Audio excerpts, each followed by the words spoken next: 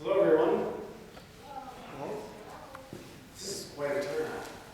I was expecting fewer people on a Friday. Chris scared me. He thought maybe 10 people would show up, so this is good. I'm glad to see everyone. For those of you who don't know, I'm Mike Russo. I write GrAdMIT. I update it. I enhance it. I think I have an official title, but essentially I'm the GrAdMIT developer. At least I have been for the last month working on the faculty review changes. So what we're going to do today is we're going to take a look at some of the new enhancements. I'm going to walk you through the setup, and then maybe we'll go through a scenario with the user. I will say that right now some of the setup components are online.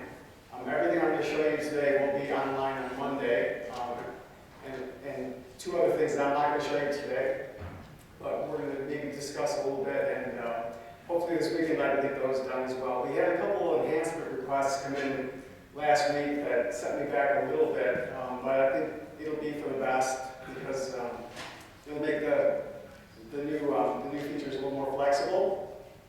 And is it okay that I'm moving around? Yes. Okay. He's recording me. Make sure this is going on YouTube and it may go viral. So, okay. So we're going to talk about the faculty review, and I'm going to start with the setup. And anytime you want to stop me if you need further clarification on anything, let me know. And we'll get started. Before I go into this, can I just see a show of hands of anybody who's taken a look at some of the new setup screens and maybe are coming with some questions I could. Okay, good. So it won't all be brand new. Okay, so what we're talking about now is setting up for doing your application reviews. People will call faculty reviews. In this system, I normally would refer to them as application reviews. So underneath the setup menu, we'll start with the app review setup screen.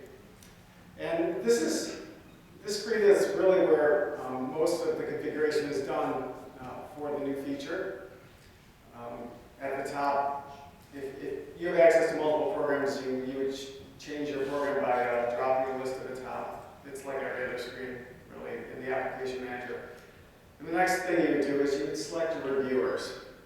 Now, before I move down, I'm going to stop for a second and talk about one of the enhancement requests that came in last week. And that had to do with specifying conditions for which faculty were paired with certain students based on how the students respond to the application questions. For example, somebody had an example of specializations. And they said, if I have 5 faculty who are going to be doing reviews, I want each one of them to only work with a certain type of student, a student that's going to a certain specialty. So that's not something that the system does right now, but hopefully by Monday it will. Right now, it does random matching. So if you had 5 faculty, and let's say there were 100 students, what you would do is you would say, for every one of these applications that needs to be reviewed, I'd like to have 3 people look at every one of them, and then the system would just randomly go through and balance the workload across all your reviewers. Well, that works great if you don't have this wrinkle where certain faculty should only be looking at certain applications. So I think it can be done. It's a little more difficult because I don't know what question might end up being the logic for who is matched with which applications, but I think I can figure it out. And we'll give it a shot. And we have other screens in the application that are like that, where you can sort of pick a field and then put it in value. So I should be able to steal something from there and give you that functionality. Does everybody know what I'm talking about? I know that engineering does. About faculty only looking at certain types of applications. And maybe by show of hands, how many of the degree programs probably would require something like that? Yeah. So yeah, it's definitely something that's going to be done. Okay. So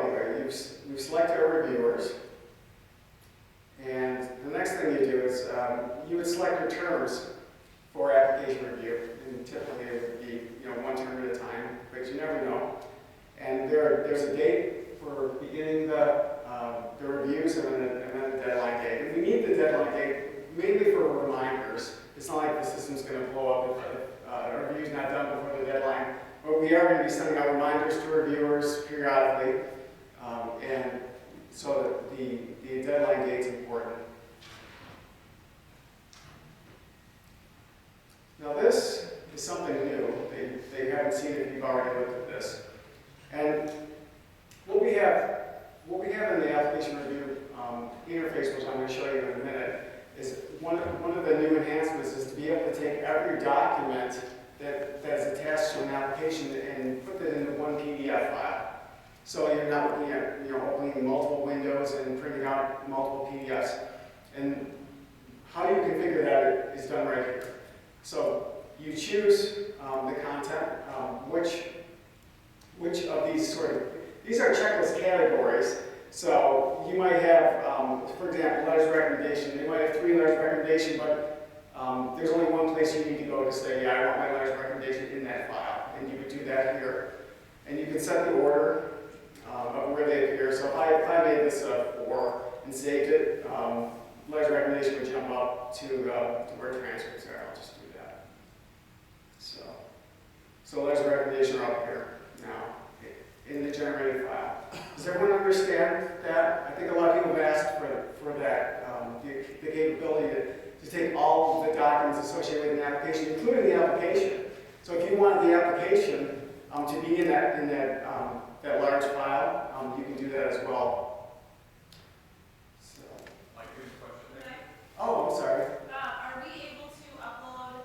We actually have 2 separate forms that we use as part of our review process. Is that going to be able to be inputted into this, and we can add this to the?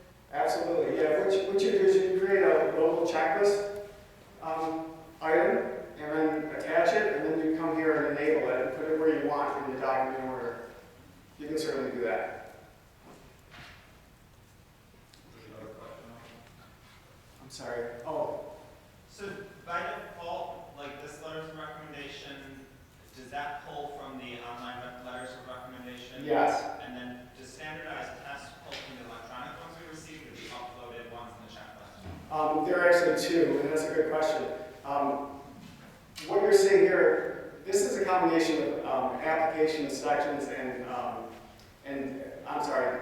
uploadable documents.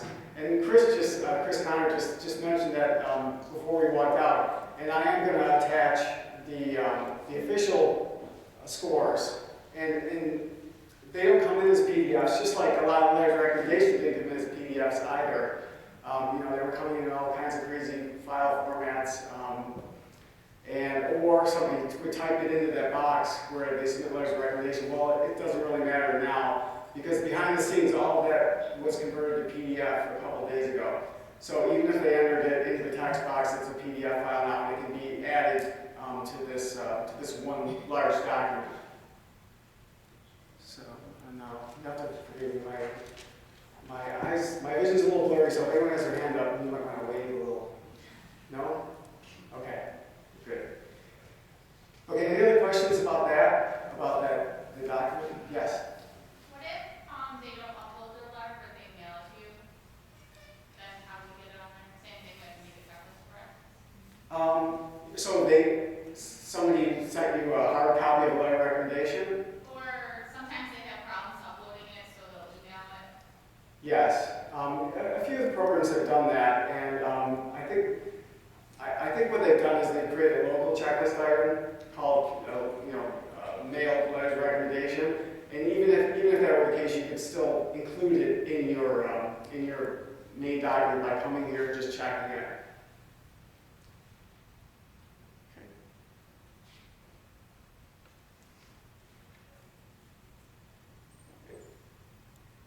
Okay, so here we have some of the application review options. Now, I mentioned earlier that you sort of have a group of reviewers and then you have a group of students. Well, the big decision is, do you want only one reviewer per application? Do you want multiple? so you could, have aggregated scoring, and that's all up to you. And, out of curiosity, how many degree programs require more than one reviewer per application? Is it typically a one-to-one thing, or is it multiple? So how many? So how many faculty would you have review a single application? Anybody? 8 or 9 for us. 8 or 9, wow, great. Okay, yeah, so this supports it, whether there's, 1 or 10, you would just say, here are the minimum number required per application. Okay. And then the next one is the section score. So with all of these sections that you can have on your review form, which we're going to go to that place next, you want to set a scale for your scoring. And that scale is going to be used for every category. If you choose to score, now some might configure it so there's only 1 score per review. Others might score out of 10 of the different sections, maybe only half of them. It's all up to you. Whether you score 1 or none or all of them, the system will be able to compute an overall score, unless you didn't score at all. But it's very flexible. So you have 1 scale, and mine set now at 5. And you can make it 10 or 100, whatever you want. But I think just keep in mind that as long as you're giving your faculty a little bit of direction as to what a 5 means and what a 1 means, so that if you do have 10 people looking at it with scoring, everyone's sort of on the same page in terms of that evaluation rubric. I think it'll work out fine. Now I've actually entered some instructions into mine to give you an example. To show you what your instructions might look like for a scored section, but again, that's completely up to you. You don't need to include instructions.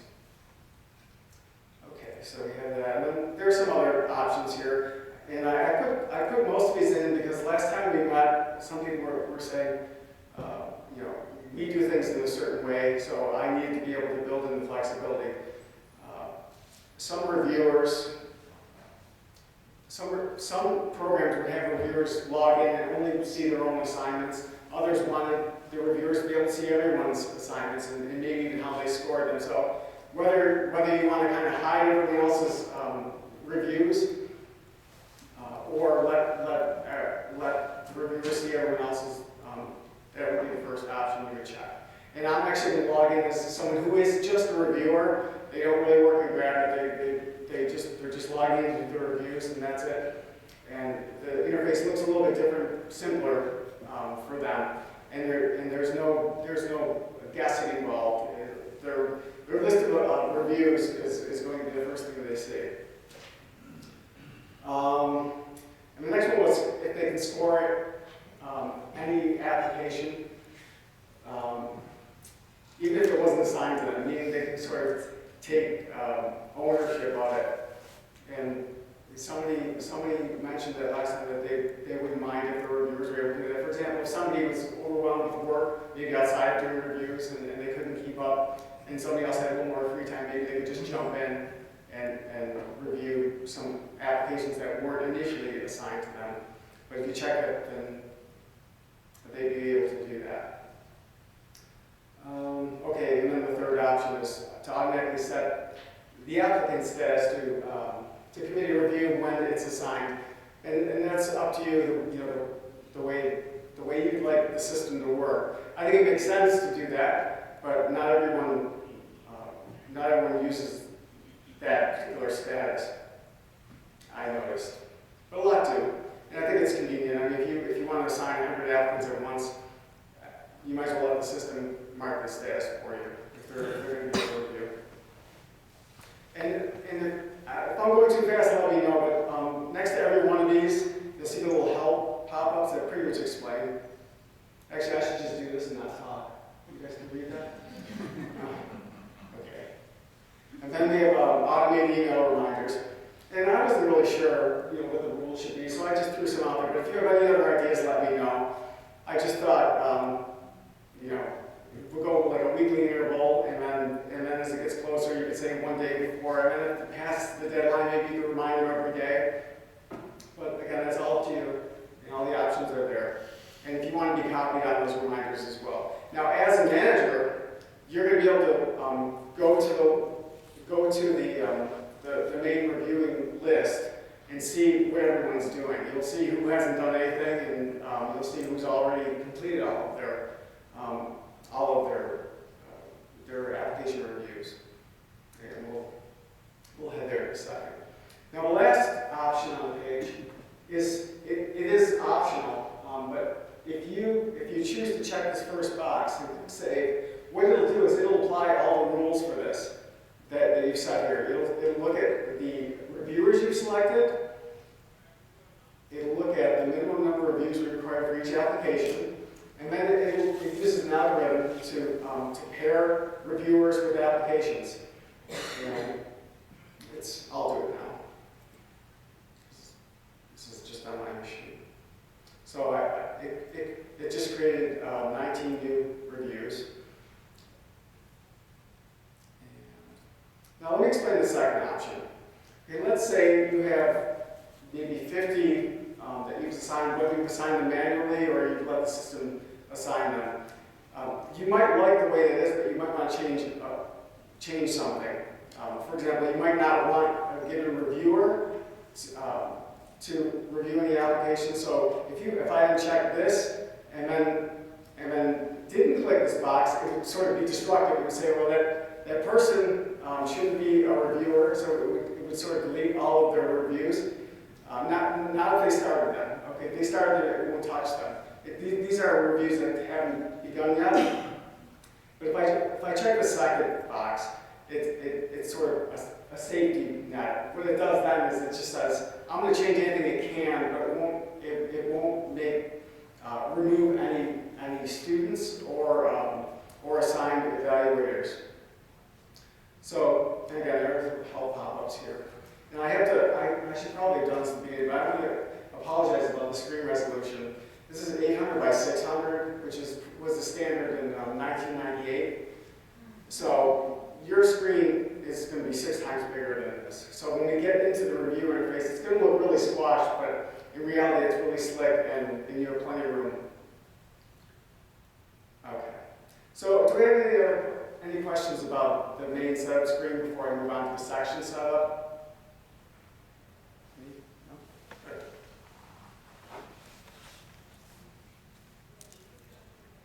Okay. Now the app review sections.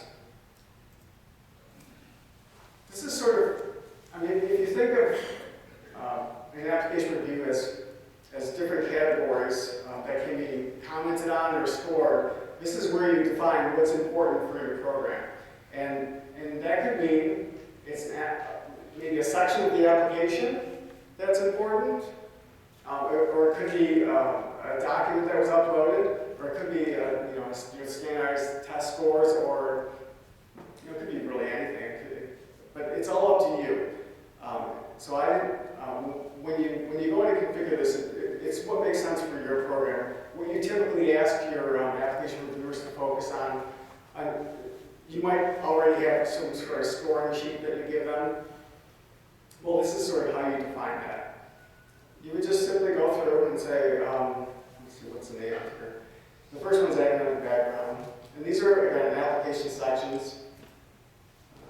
Switch to this program. Yeah.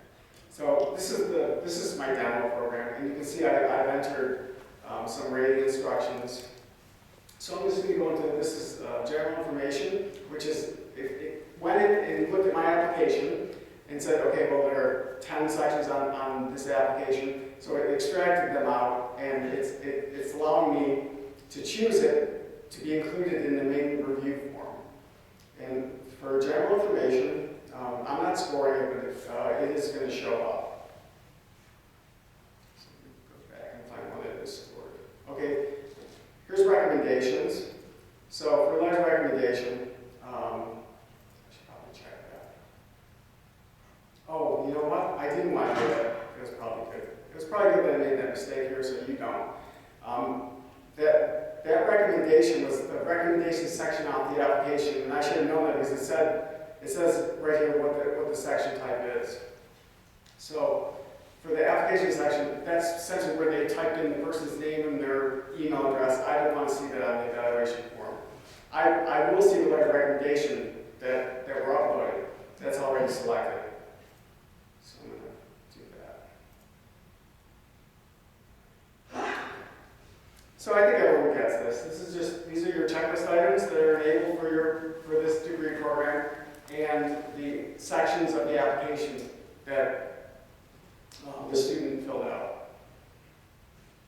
Okay. Any questions about that?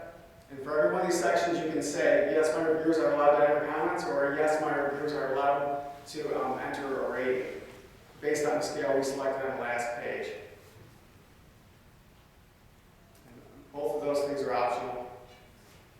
Okay, so if there are no further questions about that, I do want to mention one thing before moving on. I don't know if everyone's familiar with what we used to call the custom fields. So you had this view of the application, and you had the full application that the applicant filled out, and then you had an abridged version, which may have had, maybe 10% or 20% of the questions that were on the original application. And the whole idea was that for people putting in applications to file, they were able to go in and just say, okay, well, these 100 questions, it's too much information, you only want these 20. So there's a screen under setup that maybe you haven't seen, but it's where you can go through and you can determine what the important questions are for your degree program. And this is important. It was a feature that a lot of people didn't use, but now it makes a lot of sense to use it.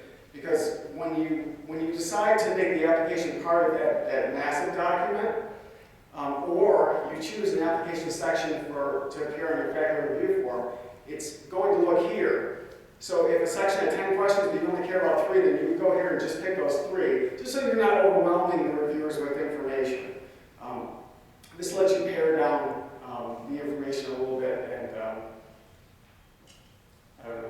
Is anyone familiar with this feature? Probably not. But it's there, and it's under a set menu. And the new reviewer portal uses this. If you don't use it, it's going to show all the questions, but if you choose to filter the content, you can come here and check off the questions you want to see on your review form. Okay. Any questions? All right, so without further ado, oh, there is one. Sorry, I do have a question. Okay. Do we have to use this though? We actually have our own form that shows us because we get our data gets dumped into a different database. We have a database form and so would we have to use that in our office? Would we have to upload this, have that uploaded, or do we have, because we don't print out the application for anyone who reviews, so we have our own form, so is this something that we have to use? Well, you have your own form that you can give to reviewers to sort of score the. It's just a general form that summarizes the whole application, and then from there it just gives the GMAT information, the GPA, the work experience, where they're working. It's stuff that we input off our own database, so our reviewers don't care about, some of the stuff that's on the application. Okay. Well, one of the enhancements I'll talk about later. I'm not sure how. You said it's one page, or is it? Yeah, it's a one page. And all that information is in GrAdMIT somewhere? No. Oh, it's not. No, it's not. Okay. It's not in GrAdMIT. So how would you plan to use this system? Maybe just for the document concatenation, or? Right, we're just using it just to capture all the documents into one file. Okay. And then attaching our own form to that file for our reviewers. Okay. Wait, are your reviewers going to look at the file online, or are they going to, or are you going to print it out and give it to them? No. Currently they look at it online because we actually take all those documents, put them into a PDF, and send off into a file. So we already do an online process. Oh, okay. It's just, this will just leave it in GrAdMIT. Yeah. So we'll just have all our reviewers access GrAdMIT instead of a separate area. Yeah, well, and I think that's interesting. I believe that you would probably be able to facilitate a lot of that process by taking advantage of this, because a lot of it is very flexible. But if, you know, if there's a gotcha here or there, I appreciate you letting me know, because it may not take a lot of effort to accommodate the process. I'd have to know more about it.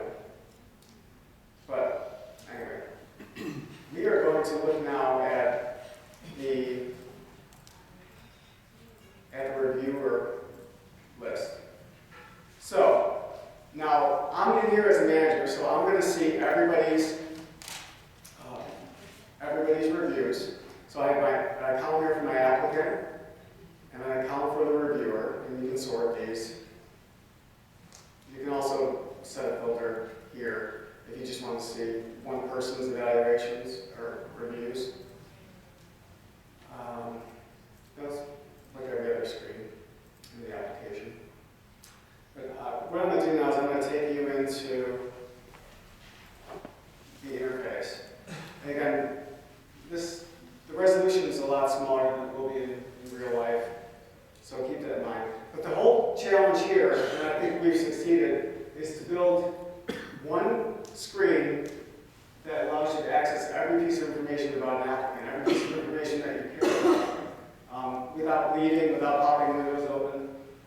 And so what we have here, now, before I go in and show you the rest of the interface, I want to say this top header is one of the sections that's going to be customizable. Right now I just threw up 6 fields, but we're going to let you choose the content from the top of this form, whatever makes sense to you. And that'll be coming next week.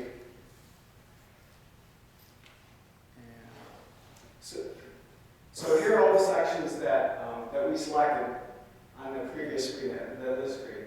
And there's a little indicator here that I've completed. So if I just choose, let's choose standardized tests.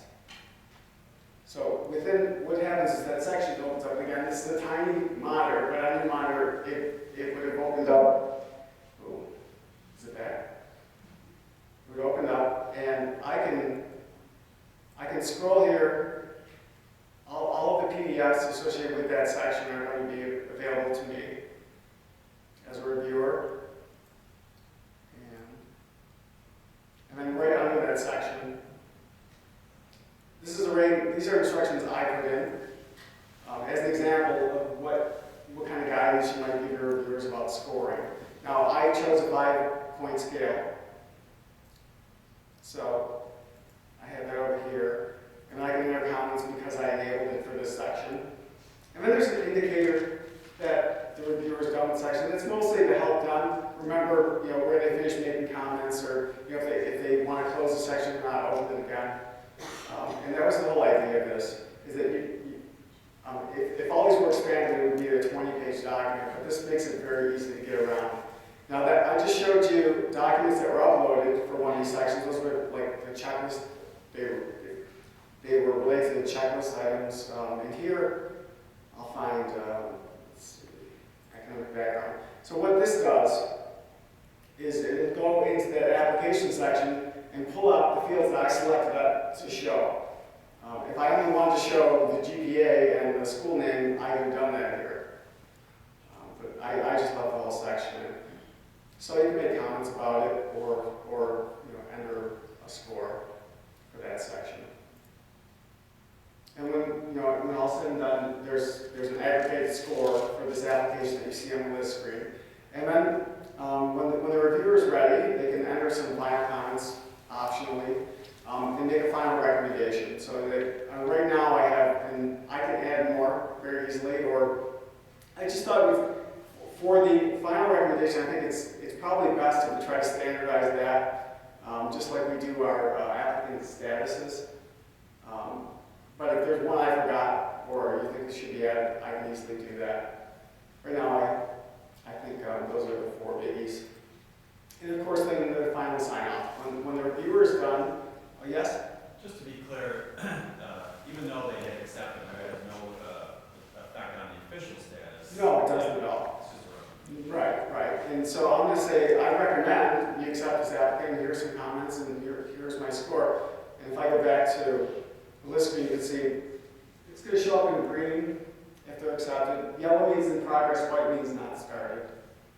So visually, as a reviewer, now we're only seeing a handful of records, but typically you'd see on a standard monitor, you'd see about 20 to 30 in one page.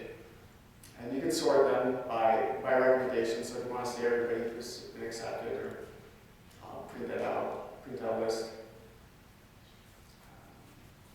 One of the things. There's a question. Oh, yes. Um, Oh, there. so if we have an applicant that is reviewed and the first reviewer recommends to reject, we do a second review. Oh, okay. Is the system set up that the second reviewer could have a blind? How would that second review happen? Is the system set up to hide the first review, or? Well, if you set permissions on that first review, remember there was a checkbox that said this reviewer is only allowed to see their own. I would check that, and if somebody logged in that case, they would only see their own. They wouldn't know that an applicant was already reviewed somewhere, and scored in a certain way. I think it's probably best for bias and things like that to keep that separate. But I don't know. I know you're asking now. You're saying, for this group of applicants or this group of applications who have been rejected by the initial review, I want them to be reviewed again. Not every other application, but just that group. So I'm glad you brought it up, because that's very similar to what I was mentioning earlier about targeting a specific group of applicants and pairing them with faculty.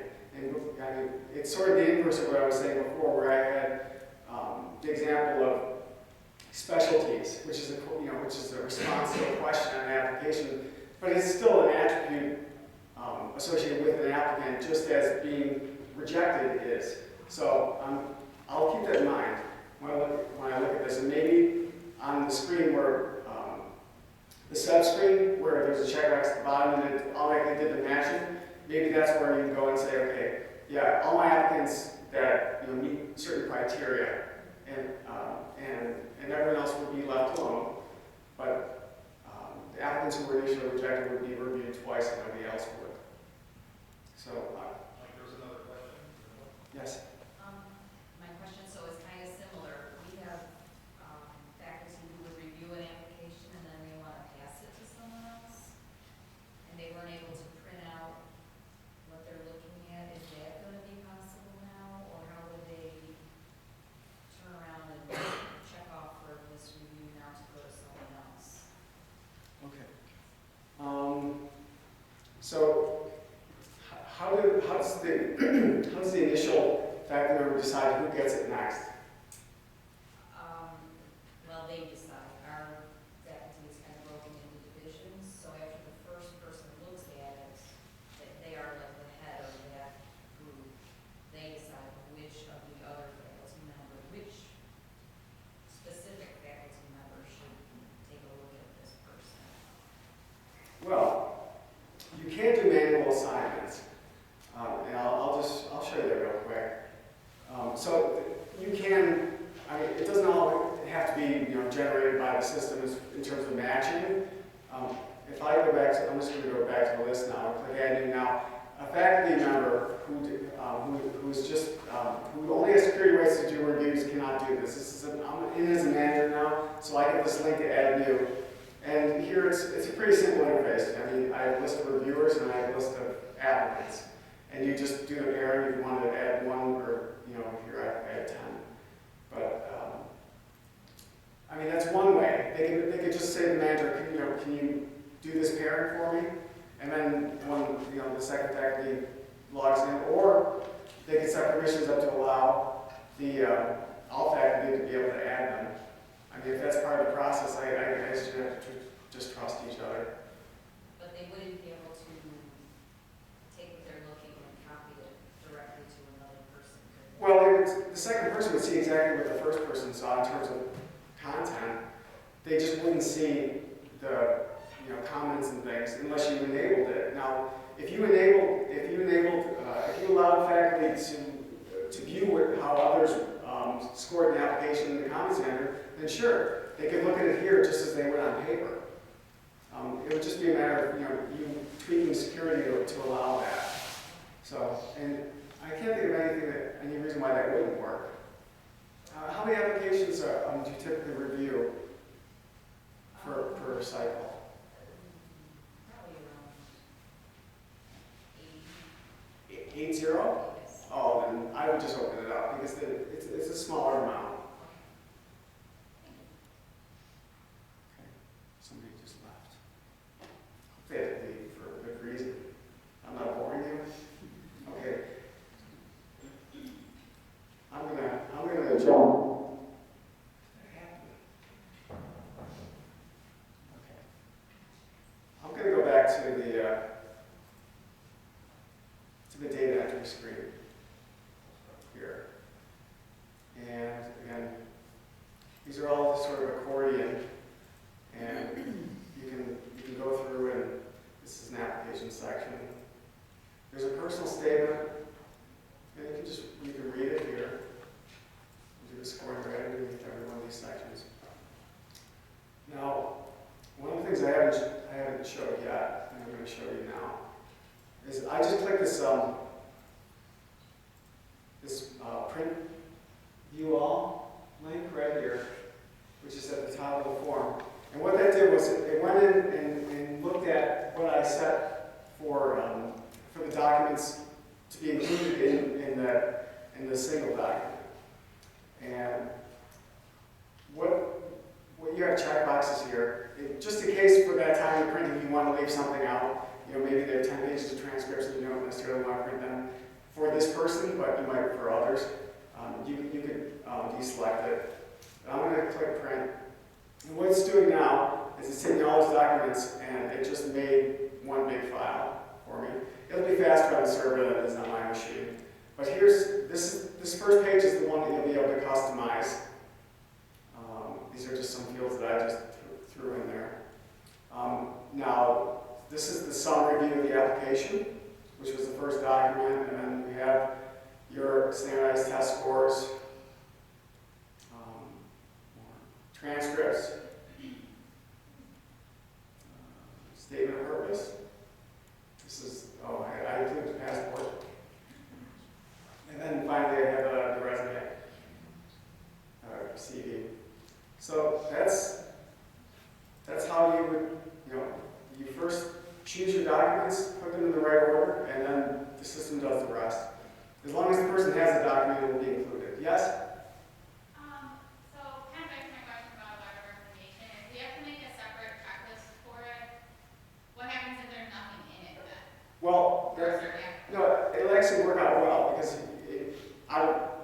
for example, if you had 100 applicants and only one had it, you can still put it in your list and put it in where you want it to appear. You probably write under the regular letter of recommendation, and then for that person, it would pull that document, and for the others, it would just ignore it because it's not there. So it would work out fine. Yes? In this drop-down summary view, would it still have the line for everybody, and just when you opened it, would it be blank, or would the line not be there at all? They didn't have anything. It just wouldn't be there at all. The analogy might be that somebody might have 6 pages of transcripts all uploaded to separate files, and somebody else might have done it all in one file for 6 pages, and then somebody else might have 1 page. So it pretty much goes out and figures.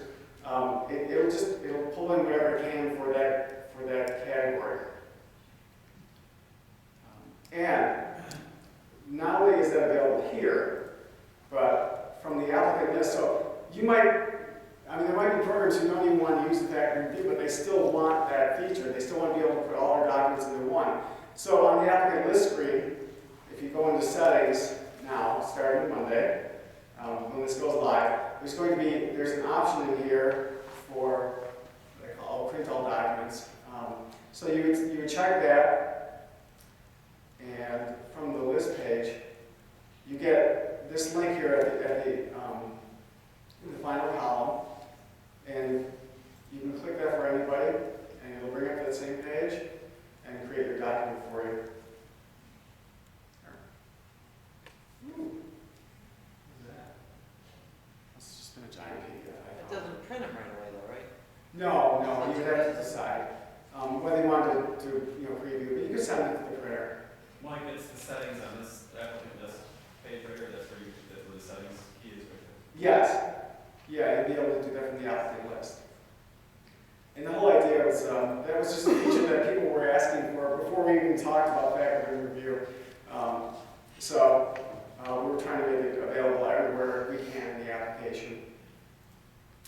you'd still define the content of that concatenated file.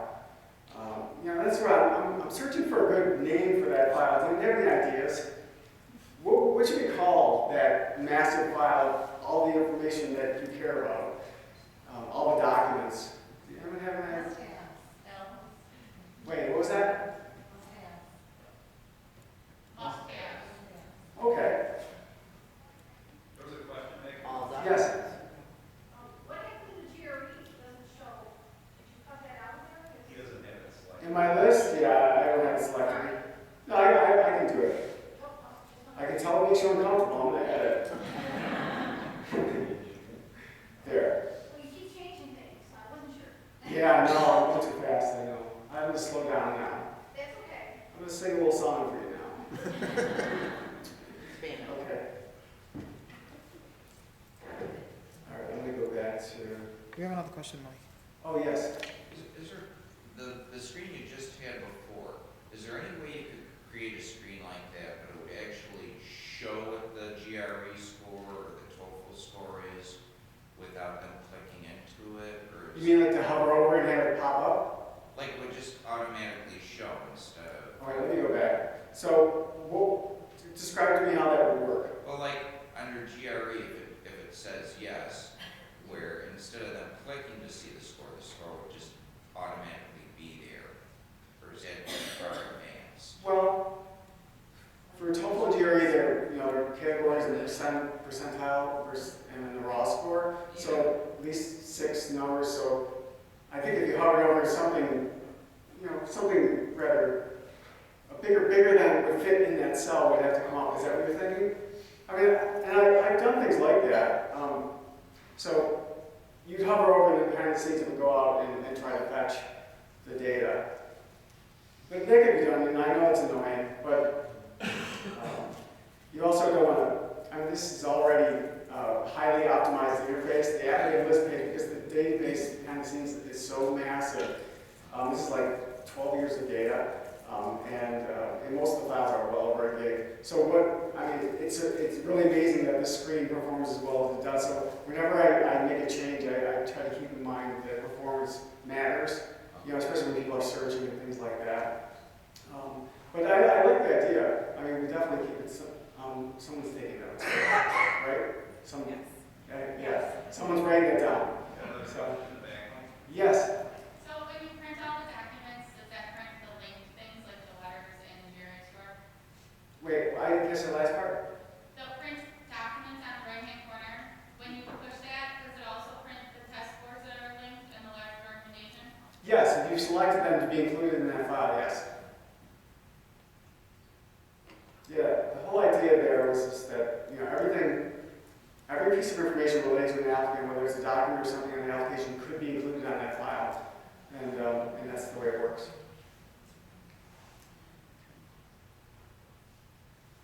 Alrighty, so I'm going to go.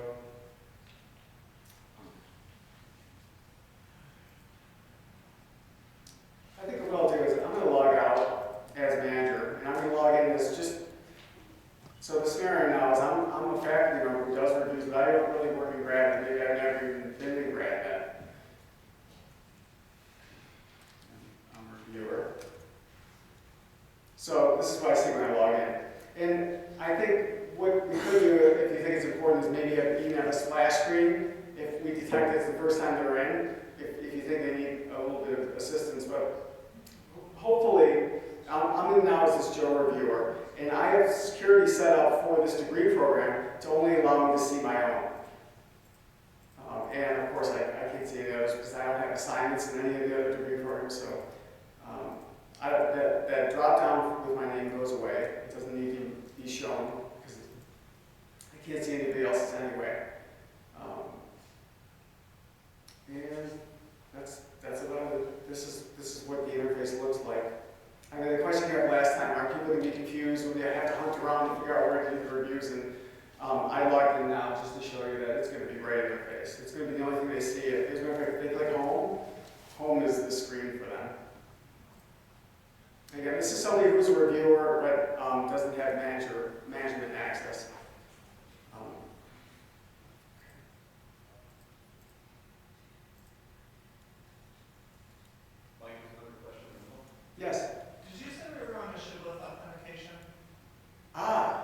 question. It's actually, right now, nobody even knows this, but if your username is the same as your UBIT name, you can log into the application manager with your UBIT password now. We just haven't announced it, but it works. Now, we're not using Shibboleth yet because that takes a little bit longer to set up, but we're using Active Directory, so everyone will be able to authenticate. And eventually, we'd like to just get out of the password business and let people, have those single sign-in for all the different applications. How do we get our username changed to our IT name? Oh, we can do that in GrAdMIT. I don't know who manages the user list for your application, but it takes 2 seconds. I'll show you. Let's see. Yeah, somebody would just go in here and change that to match. Again, we haven't really pressed it yet. What we'll probably do is, because what it does is it checks the Active Directory authentication first, and if that fails, then it uses your internal password, but business as usual. At some point, we're probably going to detect that you're logging in internally and maybe prompt you to enter your UBIT on the login screen, and then we'll be done with it. From then on, that will be your username.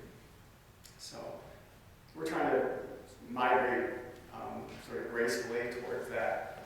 But I know a lot of people were nervous about having faculty and students going in for the new features and having to manage passwords instead of users. And so I made a point to make sure that we were integrated with Active Directory. And that was actually live, 3 weeks ago? Probably 2 weeks ago? I don't know. I'm trying to think. Anything else we want to talk about? Any questions? Oh, lots of questions. Okay. Yes? Under the application manager, where you can, as a manager, you can see where everyone reviewed their applications.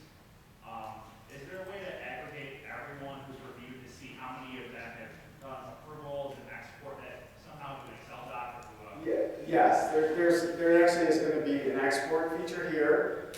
There's also going to be a summary report. That's going to aggregate all the information that was collected about a given application.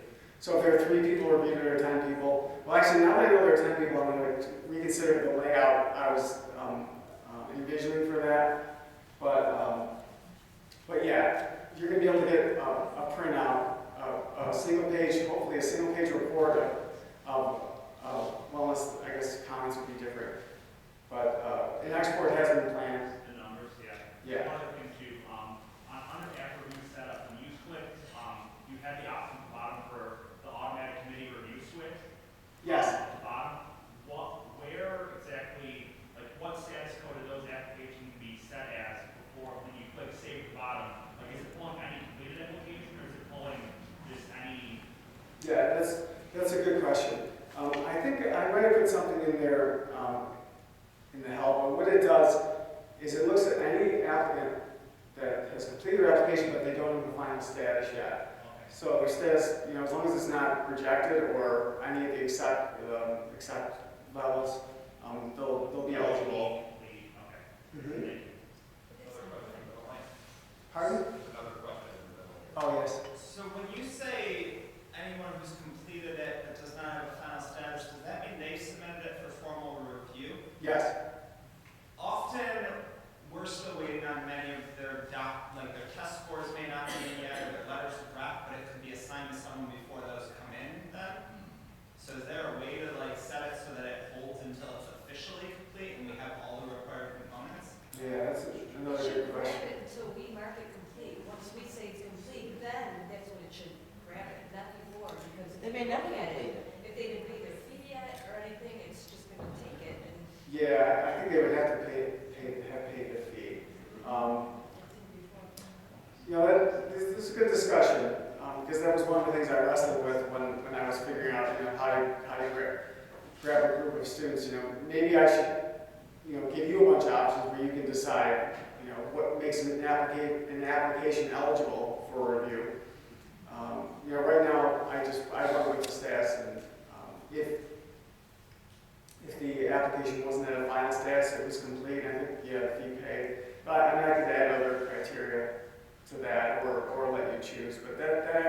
very similar to what we were talking about before, where really we're talking about what makes an application eligible, whether they answered the question in a certain way or they're at a certain status or any other of the internal use fields.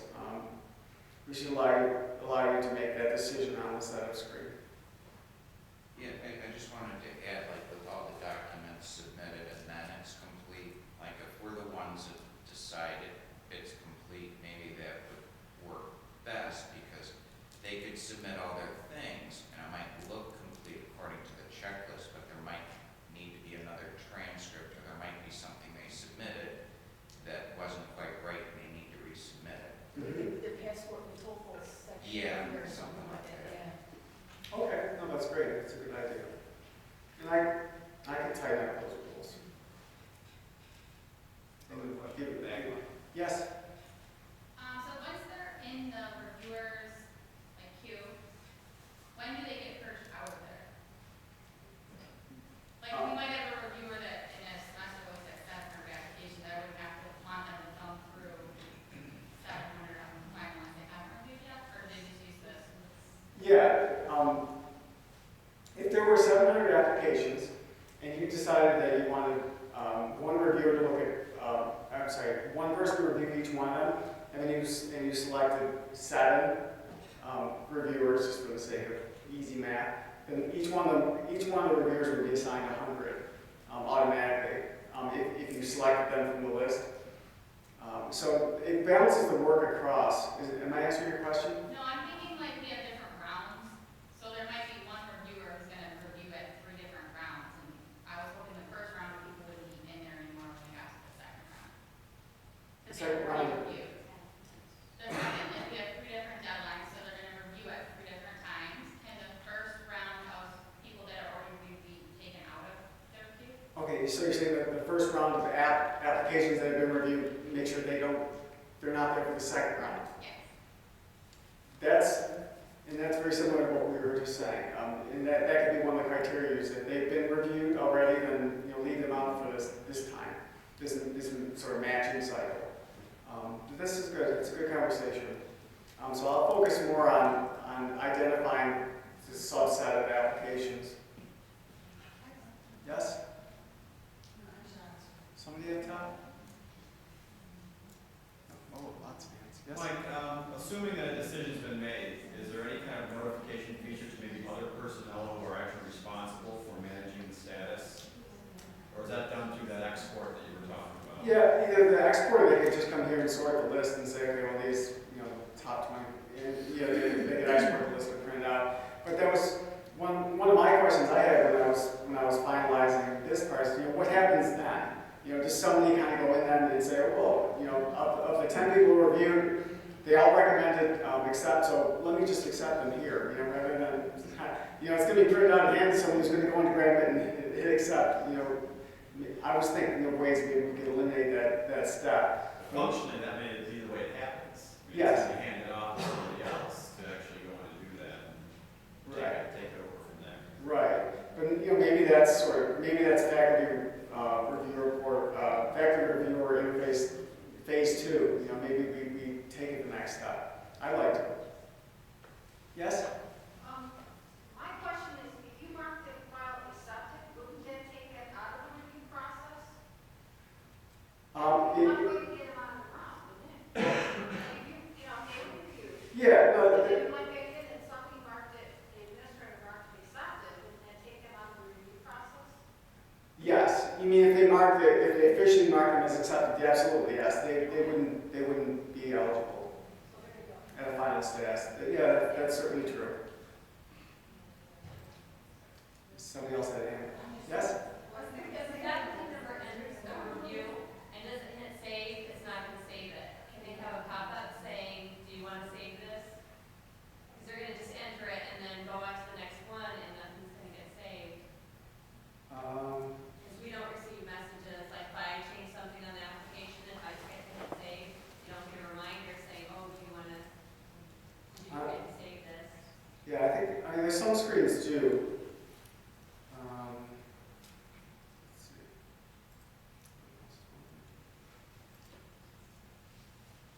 Try and navigate away. Yeah, maybe someone needs to make a note of that.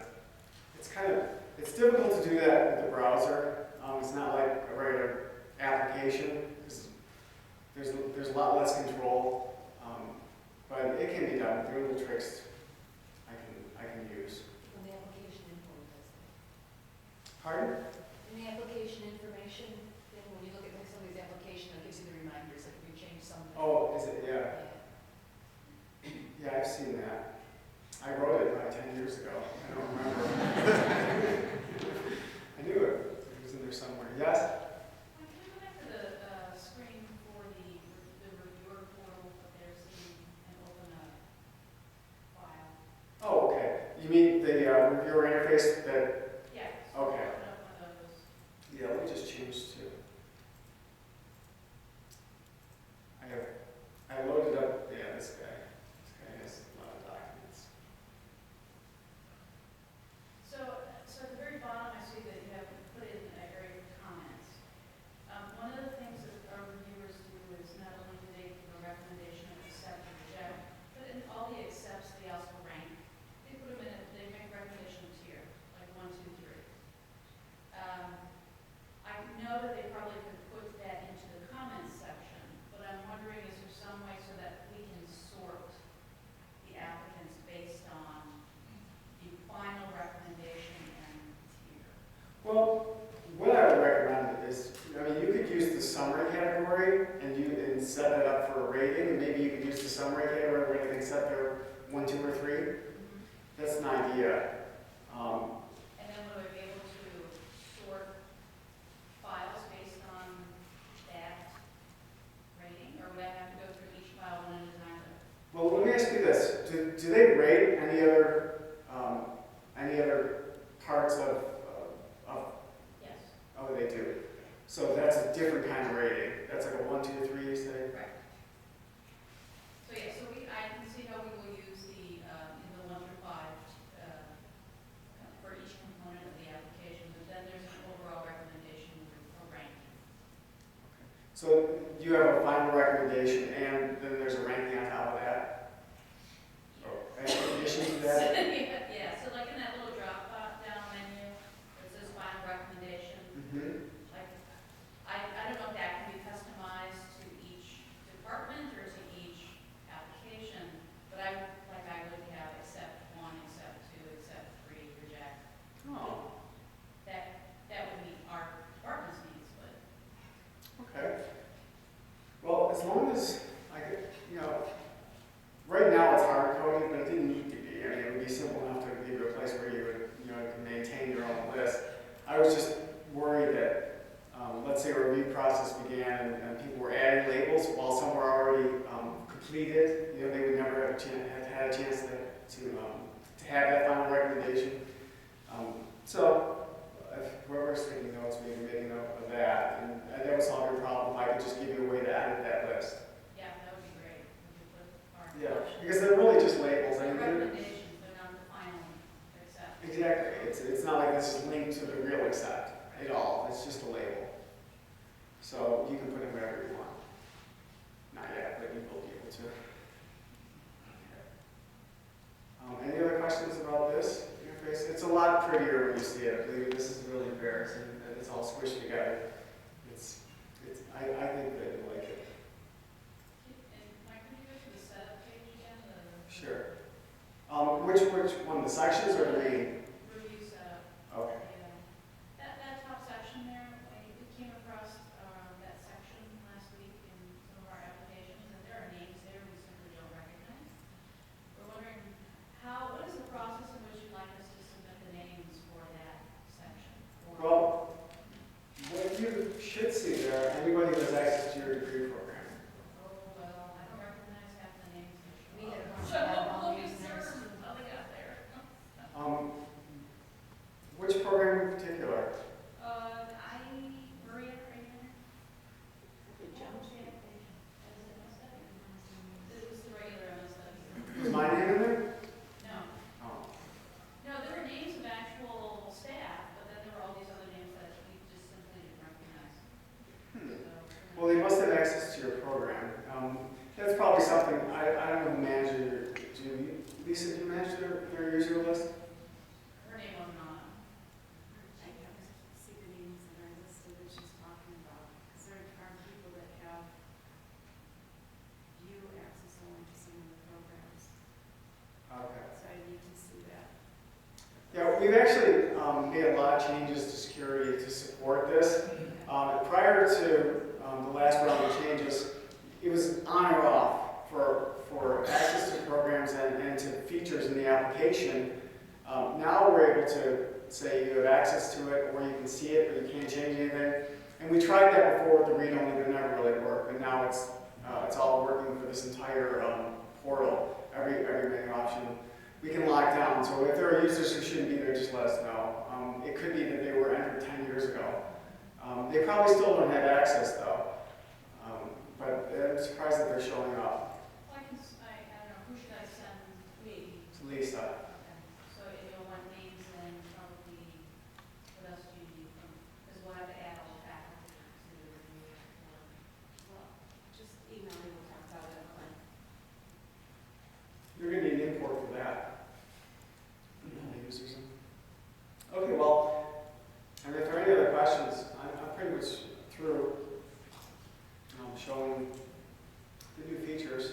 You'll probably have more questions once you start playing around with it, but I think this was very helpful for me because I was going to have fun this weekend, but now I'm going to work on this.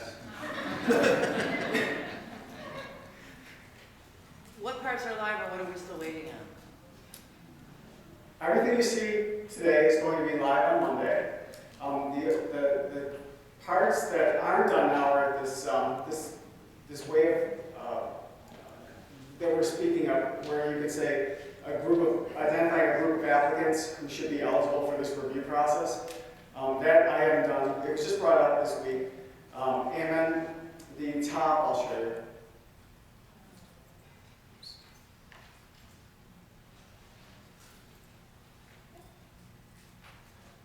And then this top section, which will allow you to choose what fields appear at the top of the It'll be report. set up? Yeah, it'll be set. But that's it. I mean, you can do reviews now. Well, not now, on Monday.